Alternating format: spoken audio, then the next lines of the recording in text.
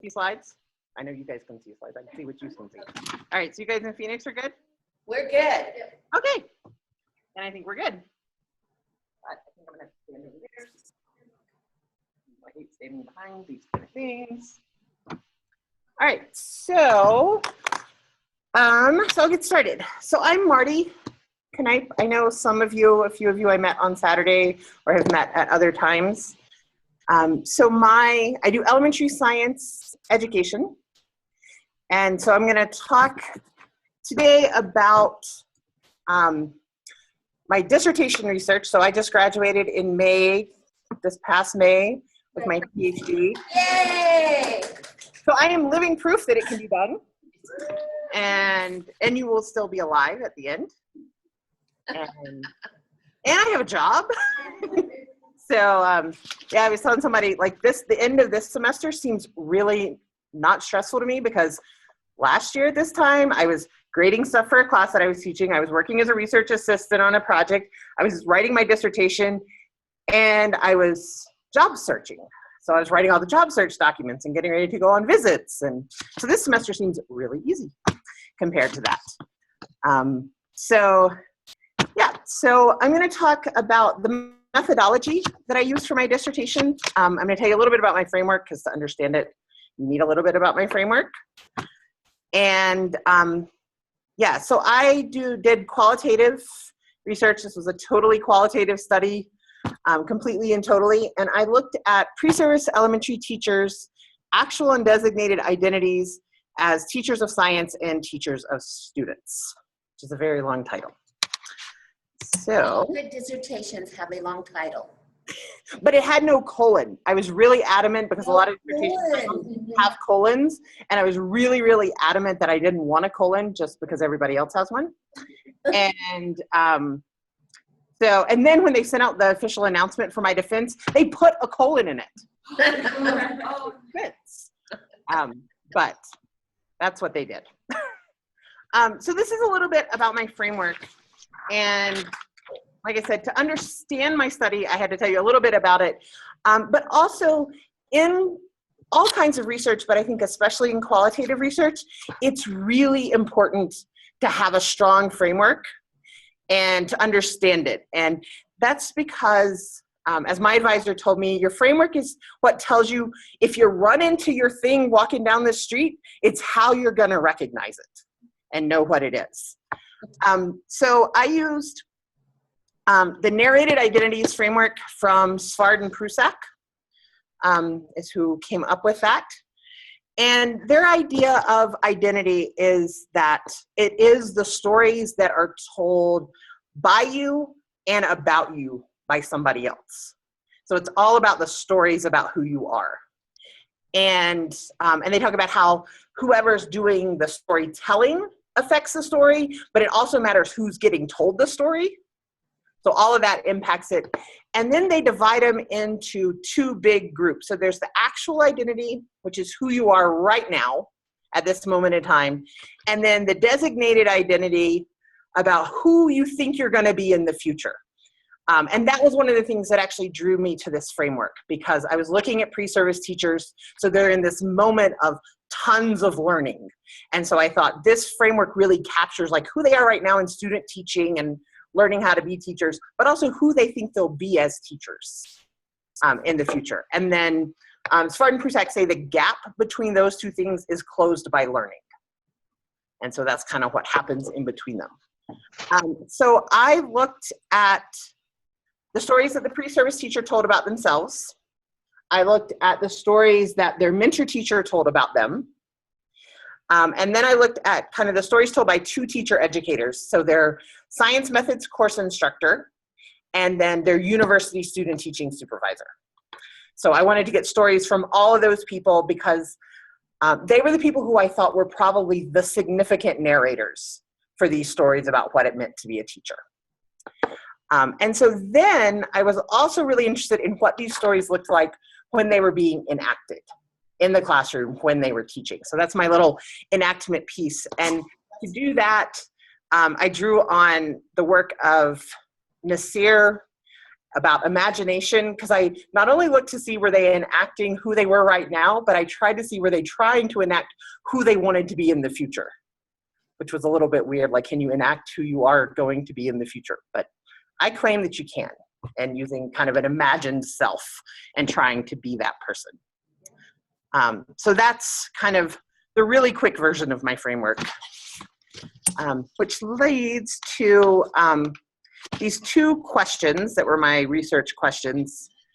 And one was just, who are the narrators of their actual and designated identity stories? So whose stories were important to them, and then how were these reflected in their enactments when they were actually doing it? And I included teachers of students and teachers of science because for elementary teachers, they don't always see themselves as teachers of science. It's not a strong identity for some elementary teachers, so I wanted to be able to capture who they saw themselves also in relationship to their students. Because a lot of times I think that's more powerful for elementary teachers. And the past research has shown that they don't really see themselves, particularly as teachers of subject areas, because they're with the kids all the time. So those were my two questions. And really briefly, so I really focused on student teaching semester. And so they were student teachers in spring of 2015. But I did go back to their science methods course instructor because that's where they get a lot of stories about what it means to teach science in their teacher preparation program. So I pulled that from their previous semesters of when they were taking their methods and foundations courses. And so I did case studies, and it's kind of funny because almost everybody I know who did qualitative dissertations do case studies, but you don't have to. Like, case studies are not the only kind of qualitative research, but they're really common. And I did case studies because I was really diving deeply into these three student teachers, gathering lots of data from all kinds of things, and really trying to paint a picture of them as individuals and what were their stories. So these are my three student teachers, and then their people. So who was their methods instructor, who were the mentor teachers, and who were their supervisors, and then context. So context is really important in identity research. And so where they were doing their student teaching was really important for me. And so you can see they were all first and second grade. I actually think that's an artifact of the fact that they had to be planning to teach science lessons in their classrooms, and spring is state testing time. And so student teachers in the spring don't always get a lot of freedom to teach what they want to, except first and second graders don't take state tests. So I think that's why I didn't get anybody who was in third, fourth, or fifth grade who volunteered to do this, because I think it was just a particular sampling thing. And you always are going to have, sampling issues and things like, and I didn't get anybody who hated science, because people who hate science as elementary teachers tend to avoid teaching it. And the student teaching program didn't require that they teach science lessons while they were student teachers. So they could get by without it. So I didn't get any of those people. And in my future research, I want to try to get people that are more on that spectrum. So I had one science lover and a couple who were like, yeah, it's okay. So it's an important thing. And in qualitative research, I mean, if you're only getting a few participants, you have that's more common in that kind of thing, because I'm only getting these three. So this is all the data I collected. And so I made this table to kind of show, was it looking at the narrated stories piece or the enacted stories piece? So the first thing, so I did all these interviews with the pre-service teacher, the mentor teacher, the science methods teacher, and the supervisor. This little funky thing over here, that's how Svard and Prusak designate identity stories. So in the middle is who the story is about. On the left side is who's telling the story, and on the right side is who the story is being told to. So in these cases, these were all being told to me. I also gave my pre-service teachers audio recorders and asked them to record conversations that they had with their mentor teacher about the science lessons. When you're doing that kind of data collection, you have to be willing to know that you may not get very much. So for one of them, I got great conversations for all 3 lessons between her and her mentor teacher. One of them, I got a conversation that she had with her student teaching supervisor so her student teaching supervisor observed one of the lessons that she taught that I also observed. And so I got their conversation, but nothing between her and her mentor teacher. And the other one, the audio recorder was completely blank when she gave it back to me. And she said, I just don't talk to him, which was an interesting part of her story, that she never talked to her mentor teacher. But so when you let go of that, you can get really cool and interesting data, but it's totally out of your control. And so you just kind of have to be willing that that can't be your only piece of data. And then I did a science lesson sequence. So I observed them teaching 3 science lessons. And I did a little interview with them before they started that, and that was really just tell me the lesson I'm going to see, what's it about, really quick, just to kind of give me a little bit of context for what I was going to watch. And then I asked them to give me any kind of lesson planning materials that they were using. And then I observed and I videotaped them, and I took field notes during the observation to kind of talk, things that weren't necessarily captured by the video, so what was hanging on the walls, how did they organize the kids, any of those kind of things. And I used those to create these really detailed observation notes later. And then also in my field notes, I took, when I was driving back to my office from the schools, I recorded on the voice memo on my phone just impressions I had after I left, things that were kind of fresh in my mind that might help me remember things. And then I did a post-lesson sequence interview. And I used video stimulated recall for this. So for each of my pre-service teachers, I picked some clips from the lessons that I observed and videotaped. And I showed them those during the interview and asked them to talk to me about what was going on in that moment. And for some of them, I had really specific questions. So in Cecilia's case, her mentor teacher, during 2 of the 3 lessons I watched, interrupted her while she was teaching to try to get her to change how she was teaching. And one time, Cecilia really pushed back hard and didn't change. And another time, she pushed back a little bit, but then she caved and did what her mentor teacher wanted her to do, even though it wasn't the way she thought she should be teaching science. So I showed her clips from those moments and asked her, why did you go along with her here and didn't go along with her here? So to try to get at what was going on for her and what were the stories she was telling about how she was teaching. So that was really effective. And then the last thing I did, which was another one of those kind of shot in the dark, I have no idea what's going to happen, but turned out really cool. I did an unmoderated focus group with my pre-service teachers. And I did this because of the fact that the framework I was using says that whoever is receiving the story affects the story that's being told. So I got the 3 of them together. I put them in a conference room. I gave them some snacks. I put a video camera in there. I gave them about 6 or 7 kind of starter questions. And I said, talk about your experience teaching science, turned on the video camera, and I left. And so they knew the video camera was there, so they knew I was the ultimate recipient of the stories, but I wanted to see what were the stories they would tell each other. And I got different stories from that than what they told me in the interviews. So I feel like it worked for getting kind of a different audience for their stories. But again, when I did it, I had no idea, would I get 15 minutes and they would say, I'm done. And that 15 minutes would all be about the party that they all went to on Saturday night. But they talked for about an hour and a half and I got really rich data. So it worked out. All right, so I'm going to go through how I analyze data kind of quickly, and because I want to make sure I have plenty of time for questions from you guys at the end.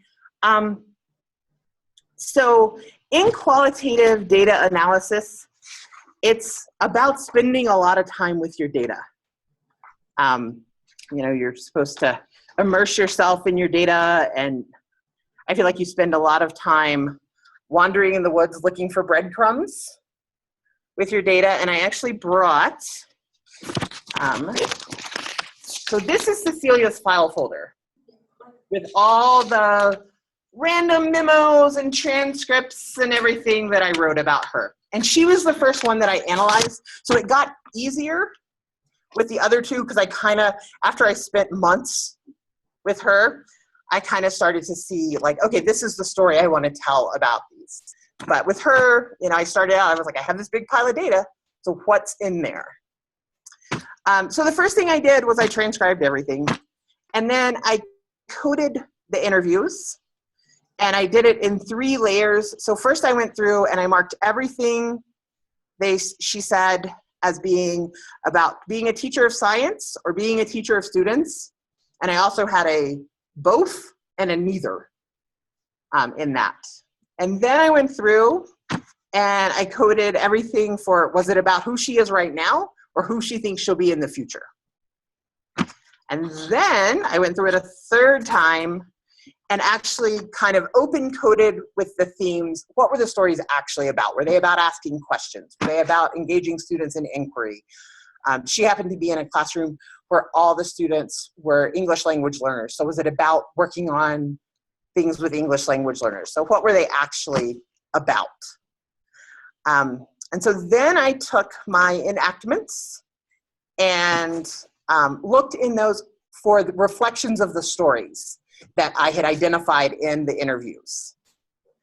So did what she was actually doing in the classroom reflect a story she told me or somebody else told me, or not at all? And I was really open to the fact that there were stories she could be enacting that nobody told me, that came from somewhere else that I didn't know. And throughout this whole process, I did something called constant comparative analysis, which basically just means you keep going back to your data over and over and over again. And I do this by writing research memos, which is what I find to be helpful. Some really formal and some really informal ones. So I'll show you kind of examples of those things. So in the coding, so I am a code on paper first kind of person. So I have printouts of the transcripts, color-coded with highlighters. Can you guys see this in Phoenix? Yep, yes. And the little writing in my notes is my themes and categories. But when you have many, many, many pages of transcripts, hand-coded things are not effective for actually doing your analysis. So I used a piece of software called Atlas TI. There's lots of qualitative software out there. Atlas TI is one. In Vivo is another one. Hyper Research. There's a really nice article about using Excel to do these kinds of things. I can send it to Dr. Ross and she can send it to you guys.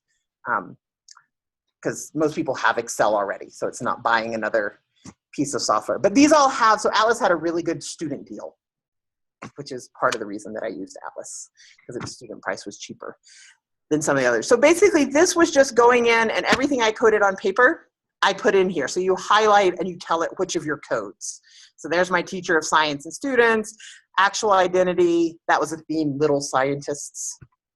Anxiety was another theme, and questions. So, and this just allowed me, because then in a piece of software like this, you can say, give me everything that was actual identity, questions, and anxiety. And you get all your quotes, which you can't do on paper. So that was the first thing I did. After I did it on paper, I put it all into Atlas TI. I have friends who coded straight in Atlas. I'm just not that person. I have to do it on paper first. And so then I started writing memos. And this is a little screenshot of Cecilia's memo folder. And so the first ones I wrote were like, who were these stories? So this was the story that she told me, and then the stories told by these other people about her. So that was kind of the first set of, let's see if that tells me anything. And so from that, then I printed them all out. And that's what is in this folder of Cecilia's. And tried to look for like themes across the different stories. So this was a table in our grad cube farm.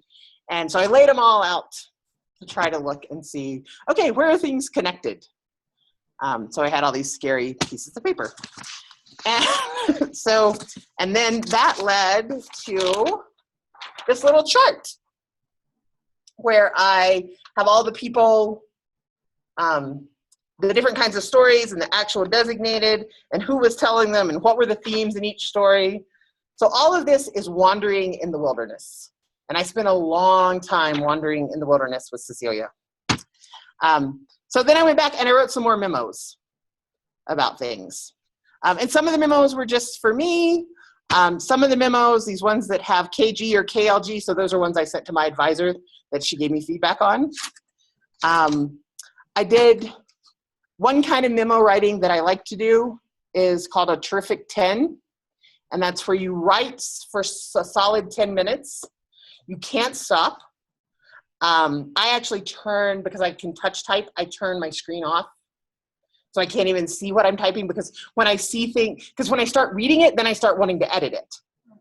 And the point of the terrific 10 is just kind of stream of consciousness about whatever thought you're thinking about for 10 minutes. And then I go back and, fix them up. If I type something and I'm like, get halfway through a sentence and I'm like, oh, this is not what I mean. I type like 3 or 4 X's in a row. I wouldn't try to go back and delete it right then. Just kind of give myself a thought like, oh, I decided this was not a productive path to go down. And I find that really effective, especially when you're in that I don't know what to write moment. And you just make yourself write for 10 minutes about whatever. And so then that led to kind of, all right, so I had identified some big themes. And so I started mapping things out on the whiteboard. And so this was representing, so she had a big story about questions. That was something that kept coming up over and over in the Cecilia data, was there were stories about questions. And so these were her characteristics of questions in her story in the center. The little P and M, or was it something she told to her peers or something she told to me, or both? So where did it come up in the stories? And so then I also did that for the other storytellers. And then I looked for, okay, where are they connected? Where do I see connections between the story her mentor teacher's telling me and the story she's telling me? So this was just a way to kind of map out what was going on. And so then I transferred this to something that I could share with my advisor. So I made this little chart. So again, here's the questions and all the different little pieces. Your advisor to see the messiness. No, you gotta she doesn't want to see all that stuff. You have to give her something that makes sense to somebody else. So I transferred it to this, and she loved these tables. She was so excited when I sent her this, and I was like, oh, finally. So then I wrote some more memos about Cecilia, and you can see in the dates of Cecilia how long I spent with Cecilia. So I first started writing memos about Cecilia in early June, and I was still writing memos about her in October.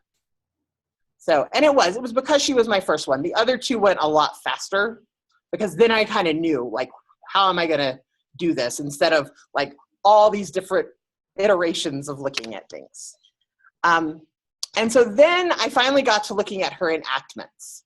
So these are the 3 lessons that Cecilia taught. She taught one about thermometers, one where the kids made pinwheels, and one about clouds.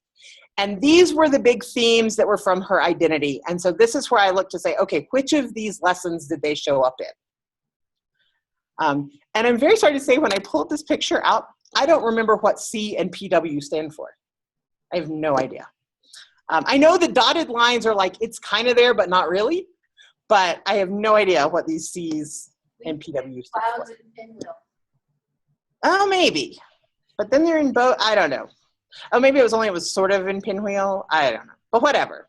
This was another thing that I did. This was a little board I had hanging in the wall of my cube. I spent a lot of time sitting on the floor looking at this board going, okay, where are my ideas? Then I wrote some more memos about Cecilia. And then finally I was able to get the memos and write Cecilia's story and her chapter, which was a whole nother thing. So that's kind of the walk through my data and how I collected data. So I wanted to give you guys a chance to ask questions. So I'll pop the Phoenix people. I just thought it was interesting that you did kind of a concept map, which is visual, and then you translated it into a table in Word format. That's very unusual. Most people pick one or the other. So to be able to transfer that over to a table is pretty awesome. Yeah, well, I'm a person who likes to draw things out on a board. I always have been. But, you know, and I took pictures of them, but I was like, I couldn't send, like, that didn't communicate to other people. And that is one of the things that's really important in qualitative research, and part of kind of your reliability and verification is that you share your work with other people. And it's like, am I just too deep in this that I don't see some of these other things?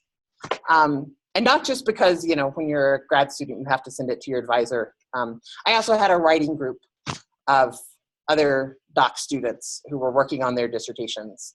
And we got together, and sometimes it was like, okay, I'll actually send you some writing. And sometimes it was like, I'm going to draw this on the board for you, and I'm going to talk you through this and tell me if I'm making sense, or have I just gone off the deep end and I'm making stuff up at this point. So, any questions?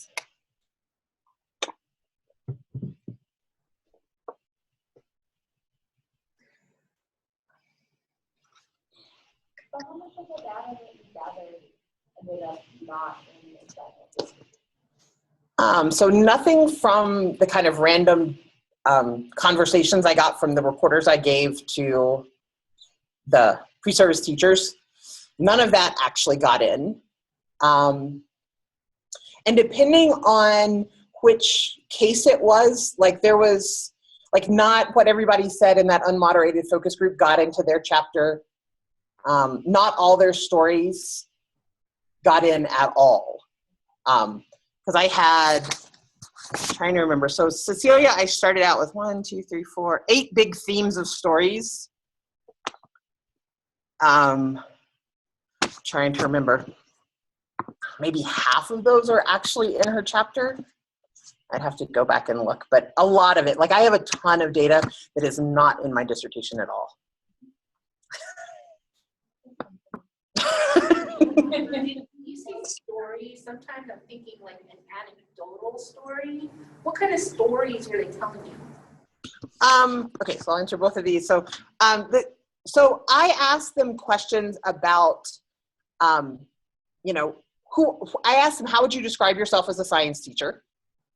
And I asked them how they would describe themselves as a teacher of students, and how do they talk about their students?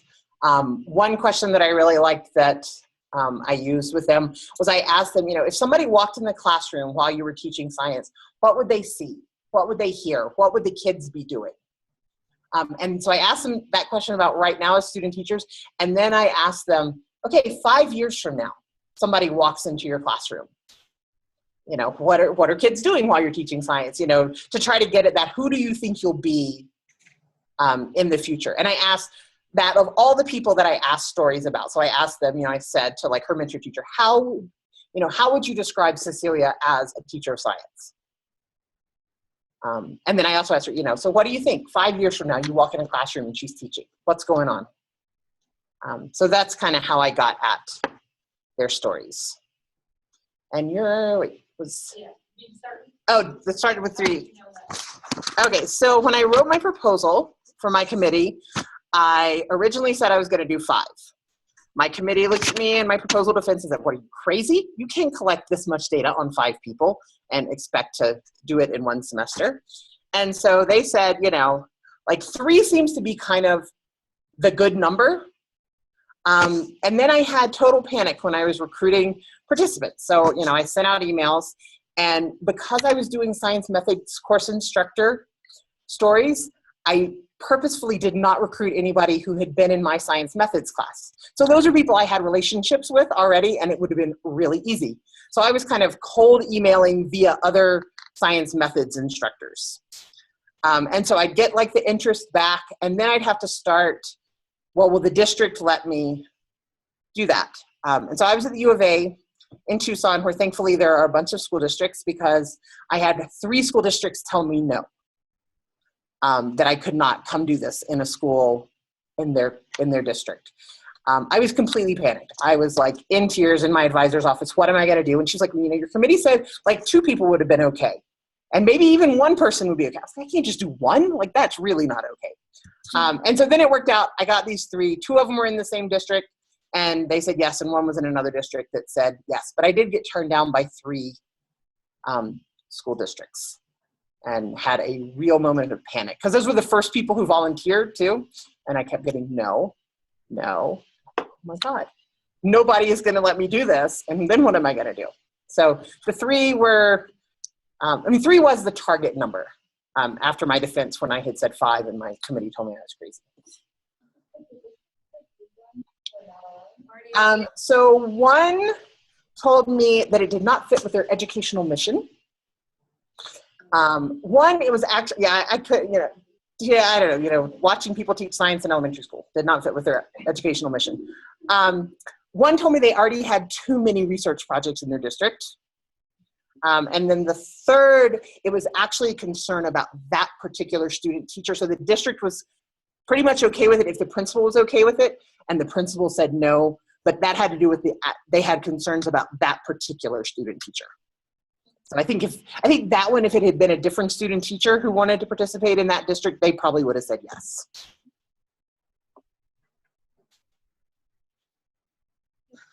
Marty, I'm curious about your research question.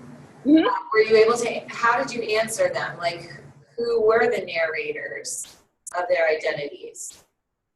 So it depended on the person.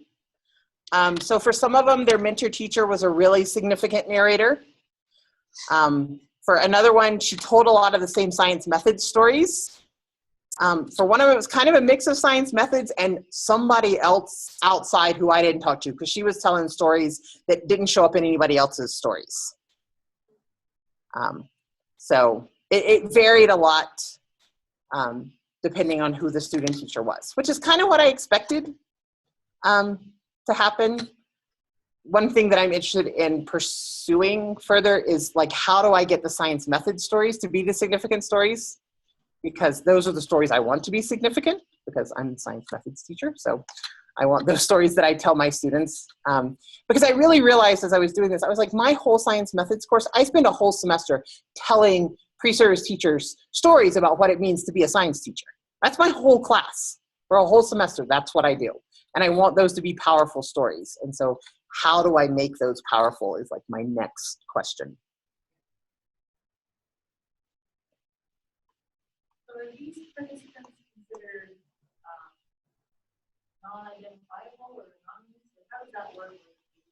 So at this point, they are, it's de-identified. Those are all pseudonyms. The schools are pseudonymed. And when I put, like in my dissertation, when I described the schools, I did describe like the student makeup, which I wouldn't have done if that was enough to identify a particular school. I, of course, included the very generic statement that everybody includes in their articles and things when you write things up that supposedly hides it but totally doesn't. So, they were in a teacher preparation program in a large state university in a mid-sized southwestern city. And then everybody looks and goes, oh, she was at the University of Arizona, so it's Tucson. But that, I don't say it's Tucson, and I don't say they were at the U of A. But everybody knows because, hello, my name's on it and where I was. But that's, and you would have to kind of you have to make the judgment call on, if you give context information, is it enough to pinpoint a particular school or a particular person?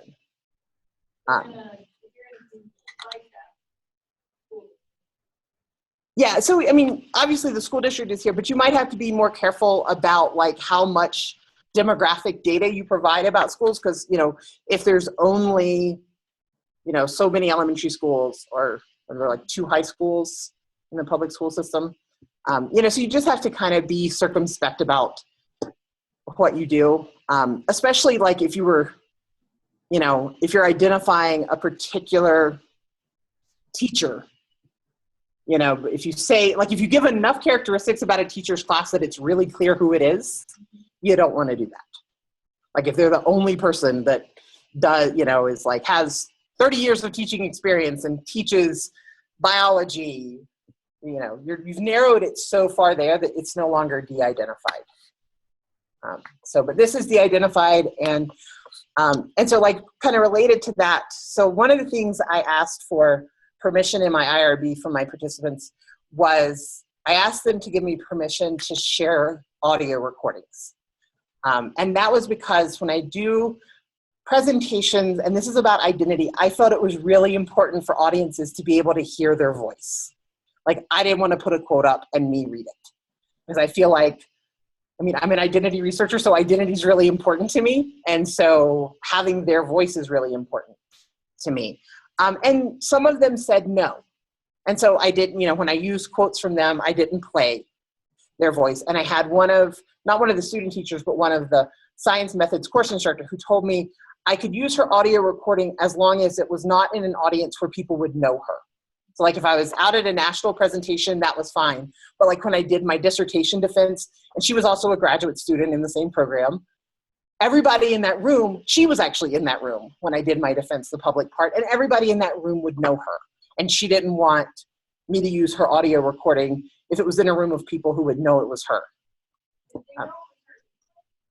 No, they didn't know, because there were enough different people who had taught. So of the science method course instructors, like there could have been 4 in the timeline that I was doing.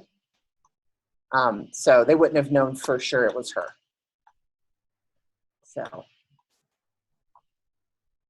she knew it was her. And that's the thing, your participants always know it's them.